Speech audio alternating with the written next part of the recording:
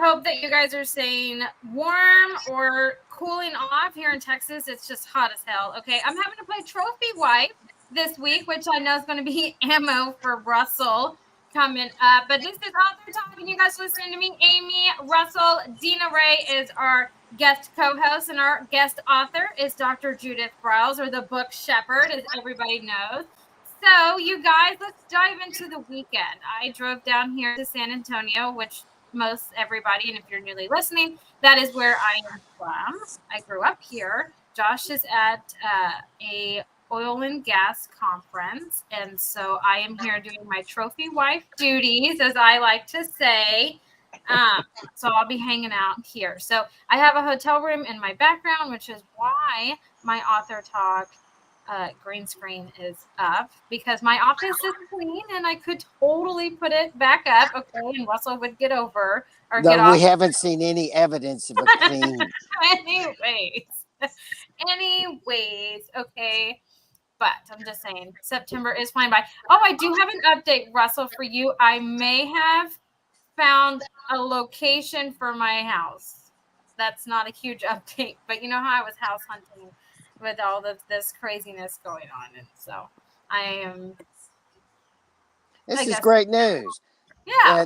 For people listening, Amy and her husband have decided to buy another house and rent out the house they're in after all the work they've done in it, which I really think is really smart. So it probably wasn't the best plan, though, when Josh had just finished making my house. And then I was just like, hey, we need to move so the girls can go to a better school. That kind of made him mad. Right, but you're not selling the house. His career is exploding in a great way. Your business is doing well. This is all great. Yeah, it's an exciting time and new season for sure. But what did everybody else do this weekend? Who wants to go first? Well, Russell can go. Okay, I'll go. Even though I do want to hear, I was hoping to hear a story about, I love Judith's stories when she does those weekend teas with authors. So, Judith, when we get to it, I would love to hear some of those stories about what some of those weekends are like, because you did that the last time you were on. Oh, okay. But well, my weekend, I had quite a weekend this past weekend. So. Well, I'll be dying to hear it. My weekend is a weekend of laughter at myself. My wife has gone pickleball. My wife is a corporate executive, and she needed to figure out something to do to get more physical exercise, and so we started playing together pickleball, and we have this big clique of pickleball players, and they're all 30 years younger than us. Yeah. And we play like 5 or 6 nights a week, and I have a right wrist injury, a right elbow injury, a left knee injury, a Achilles tendon pull, and I'm like, whoa, I need to get well before I go to Japan in 2 weeks. So the joke is, even though I think I'm a great pickleball player, though that makes absolutely no difference in the whole world. That's one person's opinion. It's one person's opinion. It's not. There are truths in the universe. There are truths. One of them is that pickleball doesn't matter. Okay? Except during the actual volley. But man, I feel like I'm beat up. And I got to get well before Japan. So I'm going to have to go cheer on the gang without actually playing for the next week or so. Well, Russell, I have to add on to this, since I have an appointment with my orthopedic guy tomorrow for a second knee replacement.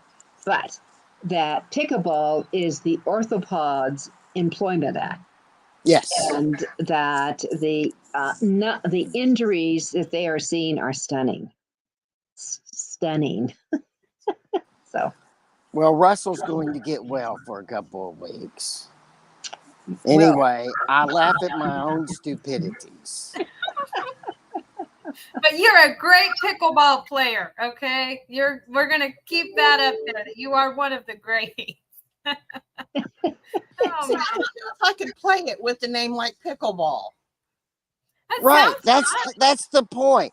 You get in these games with some of these people and they're so obsessed with the word winning, and they'll come over to you to argue about whether a ball was on the line or something. And I look at them and say, it's pickleball. Stay calm. It's pickleball. You can't get so serious about it. Yeah. It's pickleball. Yeah. That's all. They call it pickleball for a reason. Hey, it's a What is the serious reason? thing. That it doesn't matter. It's just to get out and move around. Have some social It time. doesn't matter. And these people go hog wild over it and just get insane about it. I'm in that world right now, by the way. See, I'm in that world. I don't know It's that No, crazy. but just to me and you, we're not, we're just like, oh, whatever, okay, we'll just move around. Which makes me kind of unpopular with many people within the groups. I get it. I mean, I get it. Okay, I get it. Dina, what did you do this weekend? He just wants to have fun. I know. He wants to exercise a little. I think that sounds great. But pickleball has now become the #1 complaint in a lot of communities because of the sound. I had heard that. I had heard that it was I have just to say one other thing. People do not seem to appreciate my game commentary during the games that I'm playing in. Oh, dear. Because I do have a lot of commentary, because that's part of enjoying it. And some people don't seem to appreciate that, including my wife and some of my observations. Go figure. So, well, this weekend, maybe you should video them and put them up on YouTube and let people add into it.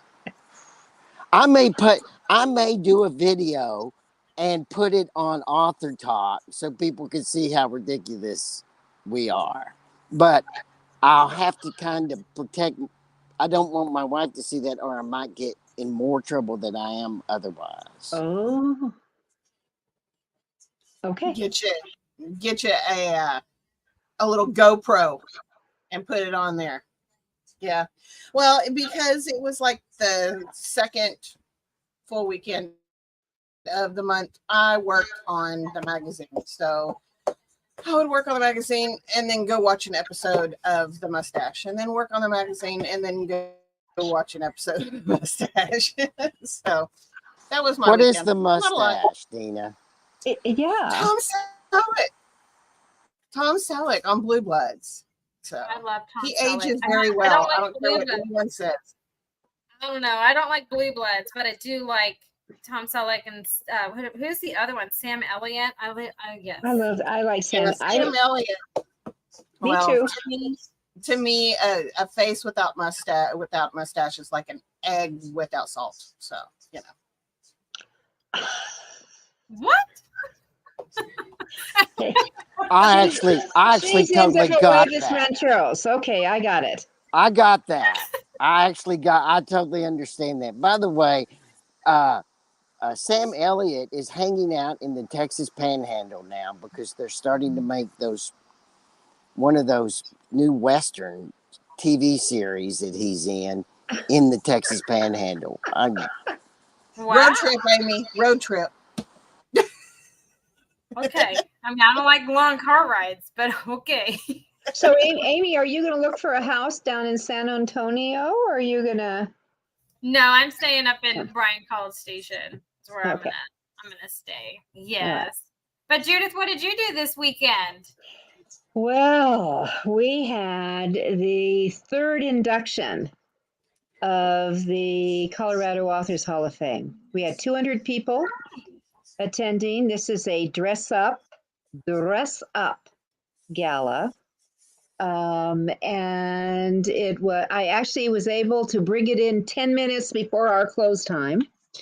And we actually added a silent auction onto it, this year.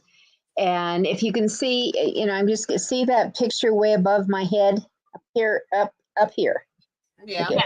Okay, this is a beautiful landscape by John Fielder. John is known globally for his landscape and photography. He died last month. And I talked to him a few weeks before he died. I mean, we all knew, this was coming. He was a young man. He's still considered young. And I asked him permission he did a special poster for the induction of the hall back in 2019. And I asked him if I could pull out a couple and frame them and auction them. And I'm pleased to say they went for a nice price and did that. So that was one of our auction pieces. But really the show is the authors. And John Denver was our legacy, one of our legacies. He was our poet laureate here. All his songs started as poetry. And his son accepted for him. Zach came. The other legacy was the godfather of Latino poetry. And 35 members of his family showed up. And they were wild, wonderful wild.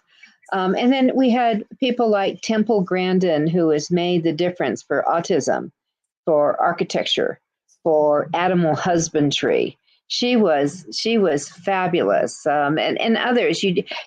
Nothing is scripted, so I never know what's going to come out of their mouths. They just said, you've got so much time. And it was just, it's always a magical night and going away. And so it's a lot of work. Next one will be in 2 years. We do this every other year as we bring it together. So, but next year, what we've now added in our even years, we give away a lot of money to authors. And we give away thousands and thousands and thousands of dollars in scholarships to unpublished authors. And if they qualify, and in Colorado, the number one is they have to be a resident. And they have to be over 20. Last year, when we gave $10,000 away last year, five $2,000 scholarships, and a mentor program that's worth another $15,000 for each one to get them through this process. So that's what the Hall of Fame is. And I have a board meeting tomorrow, and I am going to throw the word succession on the table, that they need to start getting ready to replace me. So that's what happened. That is a big weekend.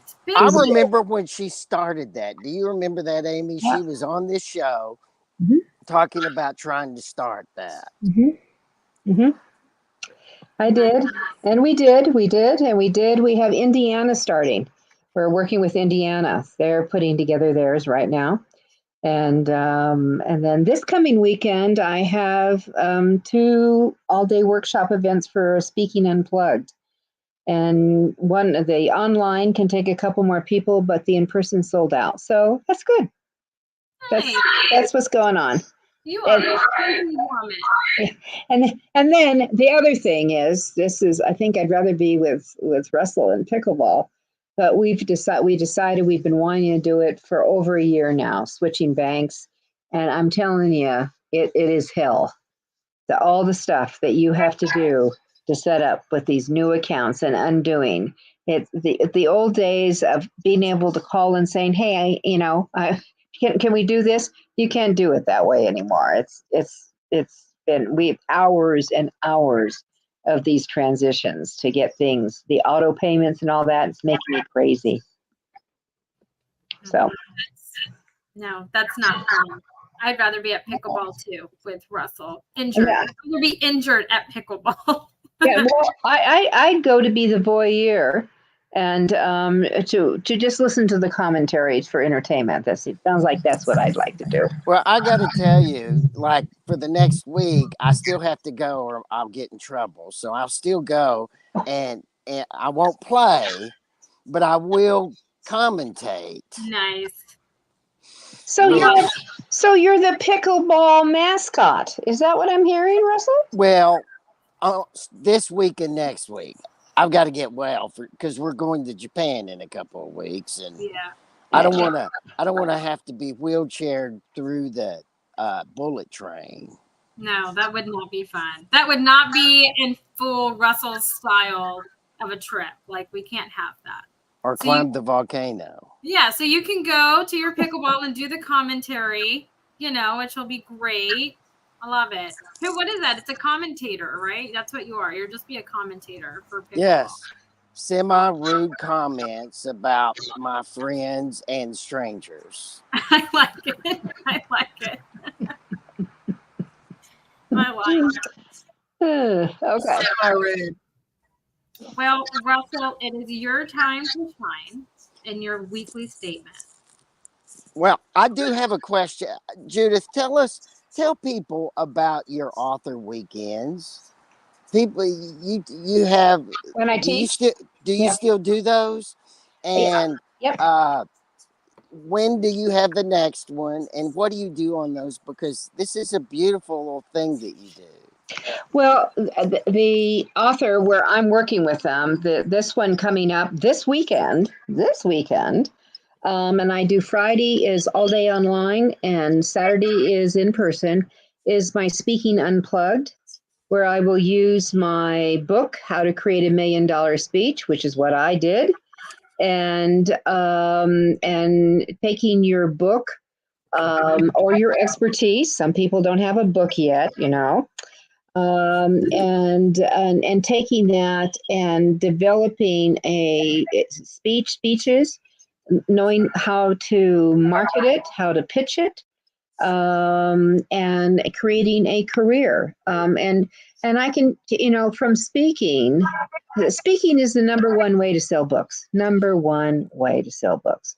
And I'm not talking about 10 books. I'm talking about truckloads of books. And it's how I sold 1 million books. And sold 1 million books and created over $3 million in speaking fees at the same time. So, it put my kids through college. It raised a family. It took care of us through health crisis and all other kind of crises. And I love showing people that it's not rocket science. It is work. But taking them through. So one of the things that I have to do this afternoon is to finalize the workbook, because they get like 100-page workbook to go with this. Everything that they could go and they can take away and have that. So that's a speaking. In October, I'm doing social media and marketing. And it also will be a 1-day online and a 1-day in person. I know Amy does a lot of this kind of thing too. And that will be this. And then when we roll out the first of the year, we'll have my one I just do on book publishing in general, on that. But if you were to ask me, I love the ease of the online, like what we're doing here. I love this kind of thing. But if I was to have to choose between the two, I would take in person every time. There's just so much that can happen in between breaks that can be there. There's just different connection. I've always loved the energy that can come. But also, I've watched Amy present gazillions of times. And that one of the things is that for those of us who are doing presenting online, you have to bring your energy to the game.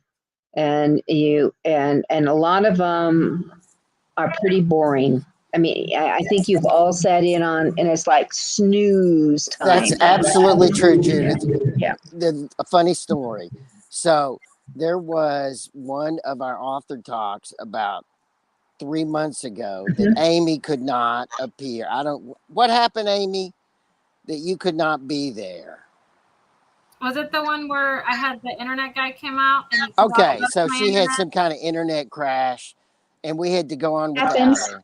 Happens. And so I had to start the show. And let me tell you, I did not bring energy, and it ruined the whole show. That's the best. It ruined the That's whole the best show. episode. It's And the best episode. in the middle of doing the introduction, I thought, "Oh my God, I suck."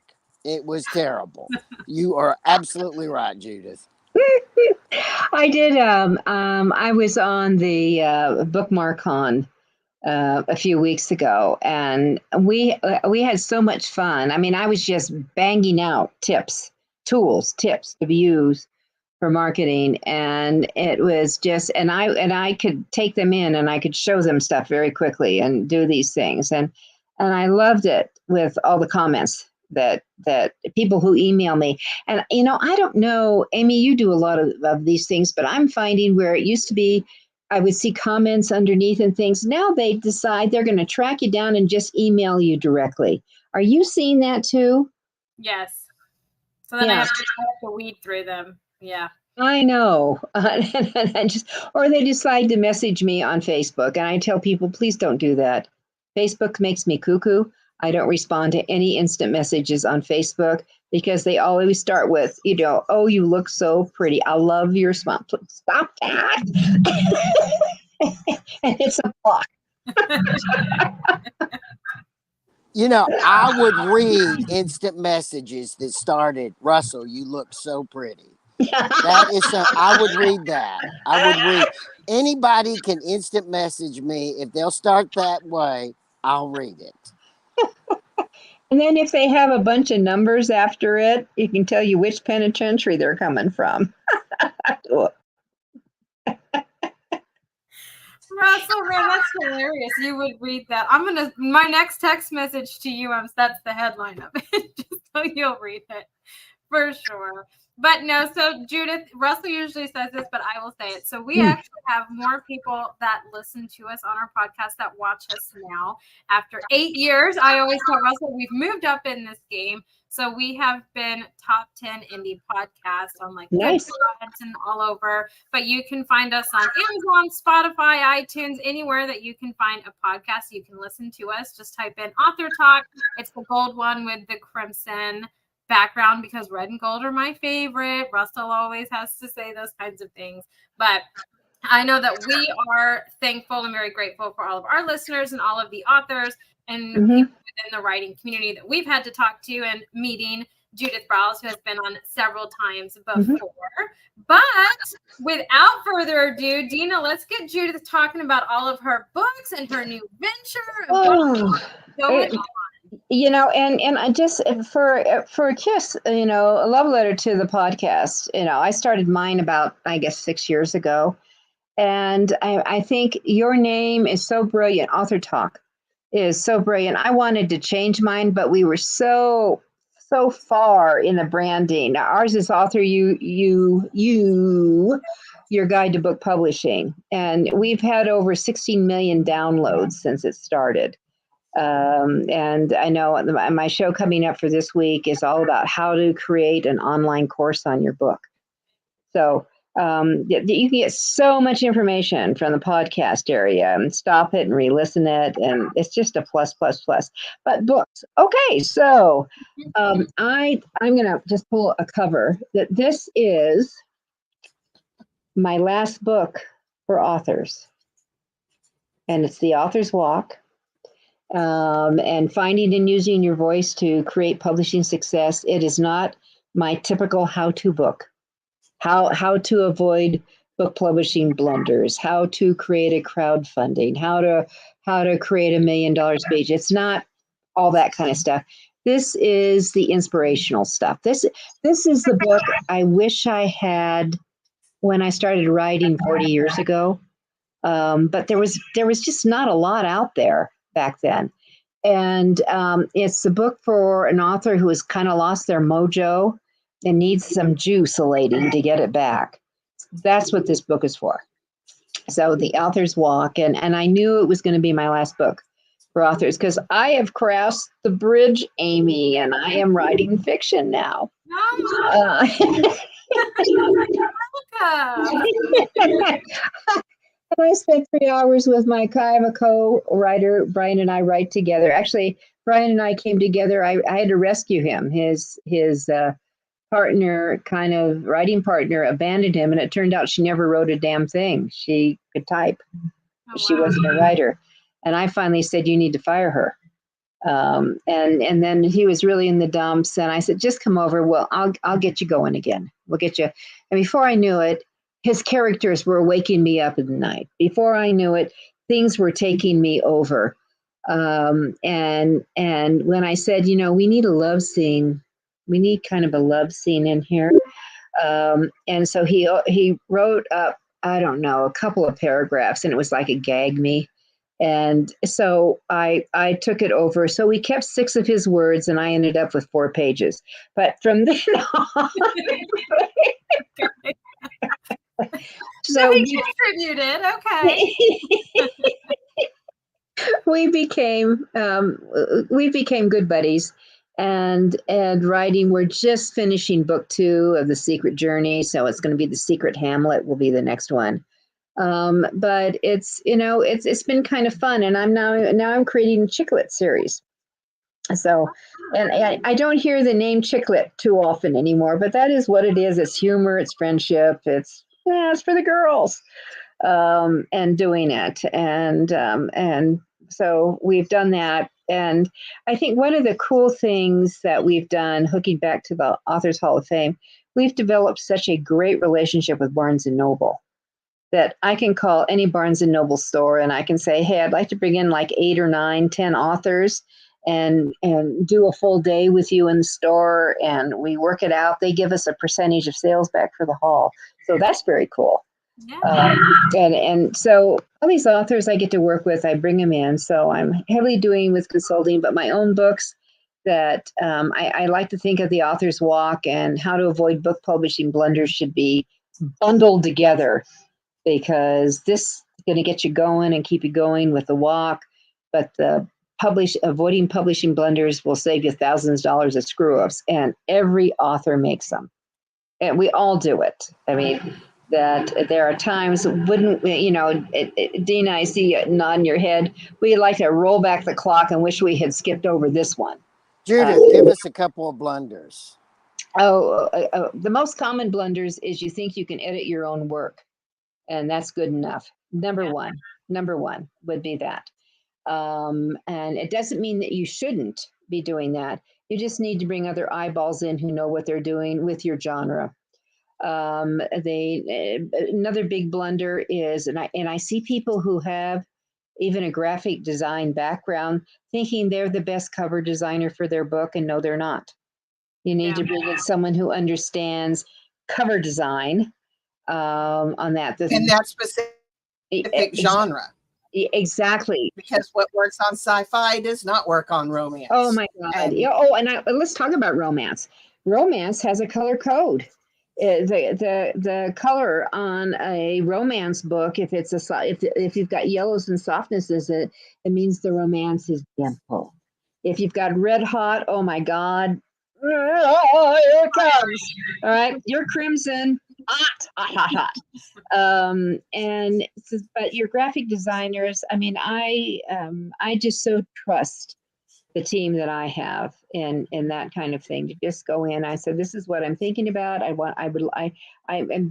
all know that purple is my color, like Amy's is crimson. Purple is my color, and that there better be some purple somewhere kind of involved in that, or something with a water feel to it, which is my other big thing that gets me going. But having the graphic people involved. And then another huge mistake is the garbage back covers I see, that people don't know how to write back cover copy. It's called a marketing piece. And they vomit up all this stuff about what their book is. You don't have to do that. What you do is have to tantallate and tease, and bring that in the fiction line. In the nonfiction line, you got to know exactly who your target market is and what their problem and pain is. And then your copy is written that you are going to kiss it and make it well. And if those 3 things, if authors would get that, and that's where I'm going to tell you, get out of the way and get some help. Yeah. Get some help here, and make this happen on that. And, if you're not a great writer, but you have brilliant ideas, and I've told this to many authors, I said, this is a great idea, but you suck as a writer, get someone to help you write. So I think that's what authors need, right? I think they need someone to be honest and truthful with them, and it's not to hurt their feelings or anything. It's to make them better. Amy, I used to say people would give me their book, and I would look at the book, and I said, "Oh, this is great that you got your book out." And then, and I immediately remember when you hold up a book, this is 3 to 7 seconds max. That's your cover. 3 to 7 seconds. You sell it on the back cover. This is where it gets sold. And then someone will do, they might take it and scan it and see visually. Fourth mistake. If I see a book now, which is line after line after line after line after line, vomit line of text without some breaks and eye candy in it, especially in nonfiction, I probably will put it down. Yep. So they'll scan the book. So is it appealing? Does it pull me in? And then they may read 1 or 2 pages, and that's how a book is sold today. And people will say, well, but no one's buying books. Well, that's kind of a bullshit answer. Over 60%, over 60% are printed books. The others are divvied up between the audio and deal. I just say, do all the formats. So fifth mistake is you're not making your book available in multiple formats, and have it out there. So, for me, every walk has a first step. For we aspiring authors, it's going to start somewhere. It'll start somewhere. So where's that thing that drops in that gets you motivated? For me, Amy, it was someone that stole my ideas and published them. And his name was Art Bookwald. And that's how I started writing. Well, we all have our own inspirations on how we get into writing and all those kinds of things. But I do want to ask you, Judith, was writing the author's walk, did you kind of know going into it this was your last book for author? So was it like a bittersweet moment for you, or were you kind of ready to try something different? I mean, you had written so many books directed towards authors and in nonfiction. So were you just ready to try something different, or did this idea kind of approach you with the 6 words that you kept from your co-author and you just kind of ran with it? Yeah, for with Brian is 6 words I kept. Good one. Touch. Okay, so no, I wrote this. Those who know me, I do the Publishing at Sea cruise. Russell, I'll go back to you every winter. I do a Publishing at Sea cruise where I take 20 to 30 authors away, and we work for a week on a cruise ship. And that I always stay over. I may go a week before, a week after, but my intent is to come away with the draft of my next book. I knew when I got on the ship last January that I was writing my last book, and I had gathered everything together. And when 6 days later, I had the entire draft done.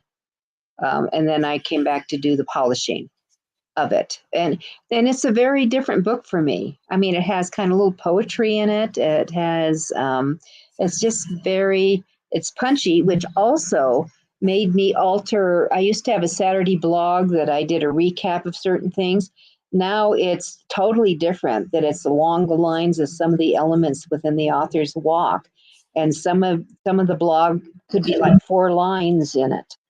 They're usually always less than 100 words. There's something that you can just read, chew, and move on.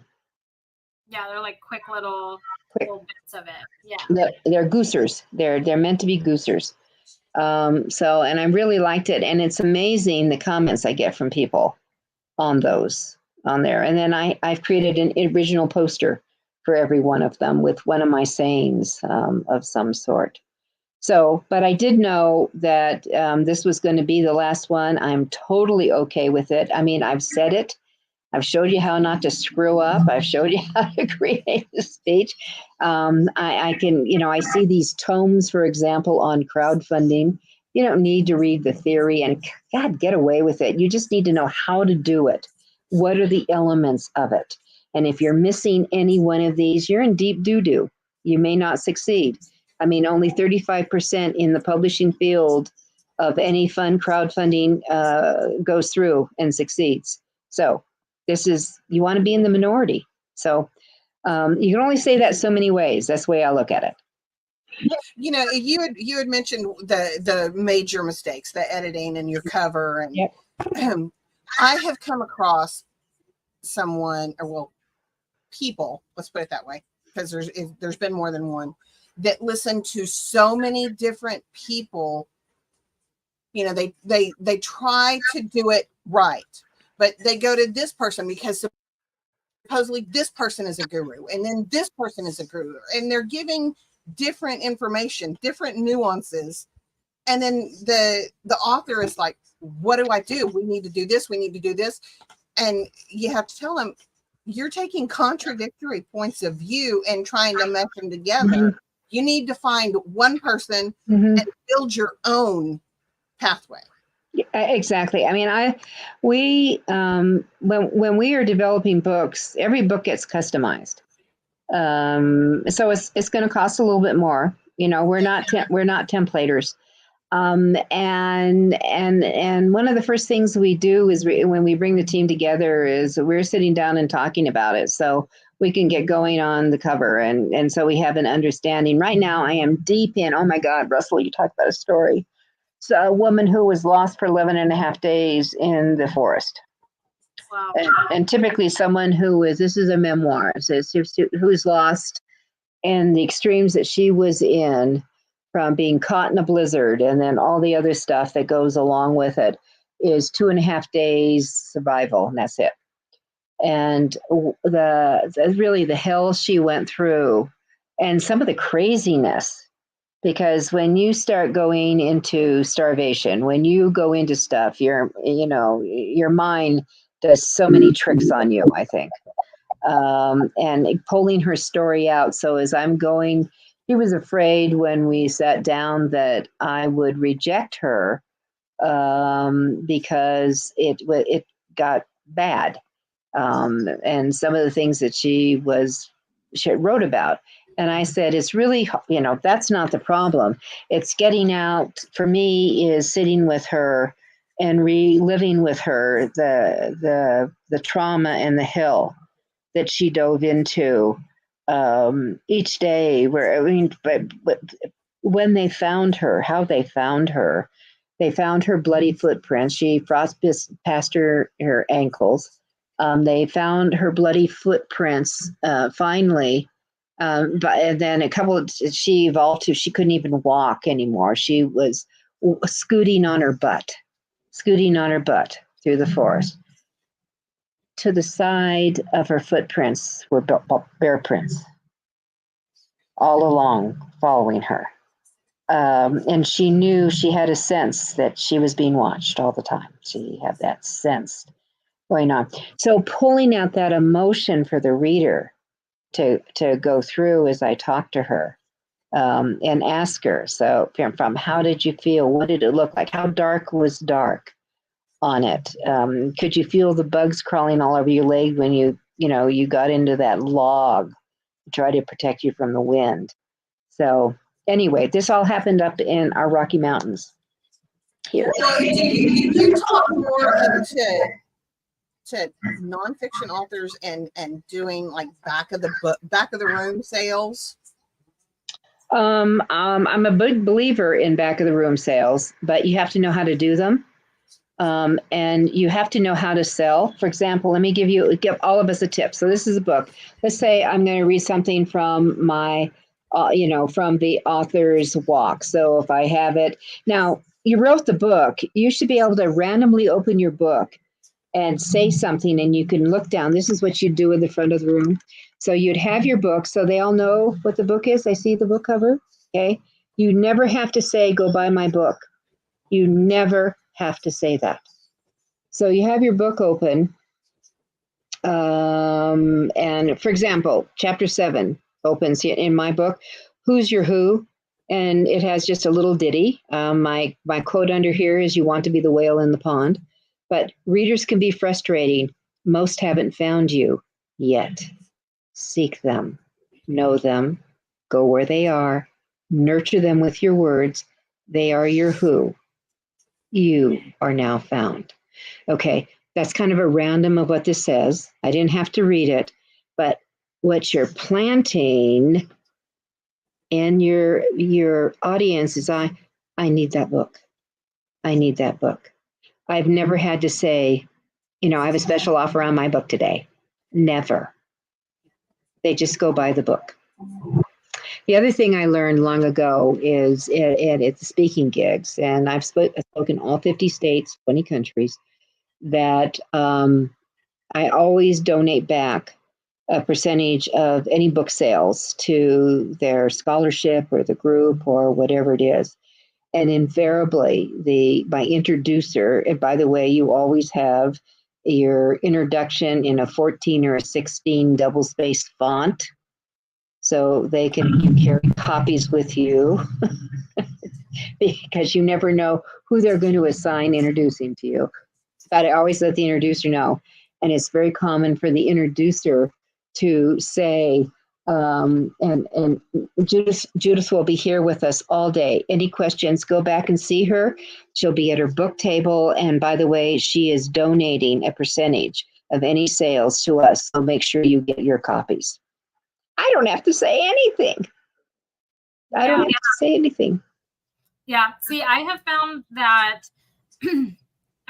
especially like around the holidays, but kind of just at any point, your readers, if they see that you're donating, or there was one author that was like, if you purchase a book from me, like I send a bear, to like the children's center or something like that, and it's like a warm, stuffy bear, and like it's kind of like a giving thing, and like readers like to see those kinds of things, like that their money is going other places as well, so they're contributing to something, I guess is the best way to say that. And so I have found that to be very successful in doing in-person events and speaking and stuff, because then you're not really selling your book.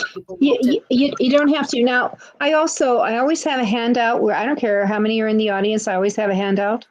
Mm-hmm. And I now I just put a band of the books I might have available so they could see it in color on that.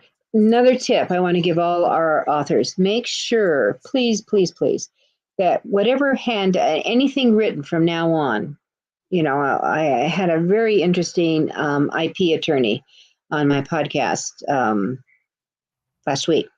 And that I have always put the copyright symbol and the year 2023, for example, this year. And then my name, and I would put, I own the copyright of anything I do.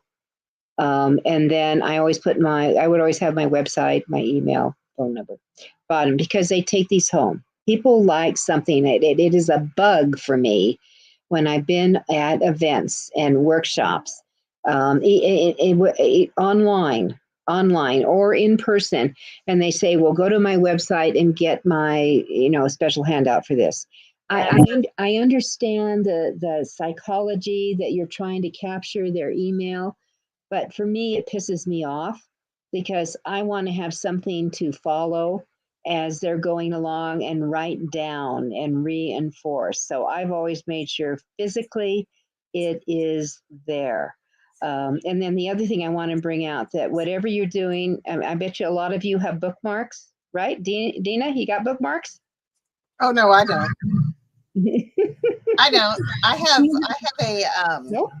a trifold that's a coloring page. Okay. Do you have your copyright on it? I don't think I do. Mine's not about a book. Mine's about my services. Mine's not about a book. I don't care. I don't care. Listen to me. Anything that you put out that has your intellectual property on it, put your copyright logo and the year, put it out, get your on it. Everything you do, bookmarks, anything going forward. We live in the era of thievery. Yep. Yes. Okay. And I'm going back to the Art Bookwald. I had dinner with Art Bookwald. I was president of a foundation, college foundation, many, many years ago. And we were talking about our 3 teenagers. We both commiserated. Anytime you get parents together with have teenagers, you'll commiserate. Mine were a year or two older than his. And I came up with the idea that, you know what, and maybe the draft, because the draft was talking, Frank had just gotten notice, my son, and that maybe we should take away their cars for 2 years. I mean, think about the gas you'd save. Think about the insurance rates would go down. Think about grades would go out. Think about maybe less sex. I mean, I had this laundry list of stuff. And the following week I was in Mexico speaking, and I picked up a copy of the Los Angeles Times, and there was his column with all my ideas in it, all of them. And when I got back to my office, there was a letter from him saying, I really enjoyed meeting you. And maybe I might use some of our ideas we came up with in a future column. And I'm going, and it was signed Cheers, Art Bookwald. And I'm reading this, I'm going, cheers, dude. This is called past tense. But it was the epiphany that came into me that if I didn't start taking some of my own ideas, other people would. And that's where my first book came from. So I think we all have to protect ourselves. What we create, you can give it away, but you can still put your copyright on it, and it goes with it. Otherwise, it's gone. It's important, especially now with pirating of books has become just Huge. like a huge issue now more than ever. I mean, it's crazy to see romance writers scream about it during our interviews last year. I mean, it's just crazy the links that people will go to, and I don't know why you would never not. It doesn't matter what you put out there. It doesn't matter what you put out there. You can put look, this is my list for publication, and someone's going to steal it and put their name on it. Right. Absolutely. But Judith, we are out of time. And like always, we could sit here and talk to you and just continue to go forever. But I want to thank you so much for taking time out of your morning to come My pleasure. And talk to us about the Author's Rock and your new venture into fiction. I can't wait to read it. I know it. It's a kick. It's a kick. It is fun. And we'll see where it goes along with everything else. And what I'd like to do is be able to clone me. I think that'd be kind of cool. Yeah, there you go. Nobody wants me to clone myself. Yeah. Nobody. No. And on that note, everybody, we hope that you have a fantastic Monday knowing that Russell cannot clone himself, and a great rest of the week.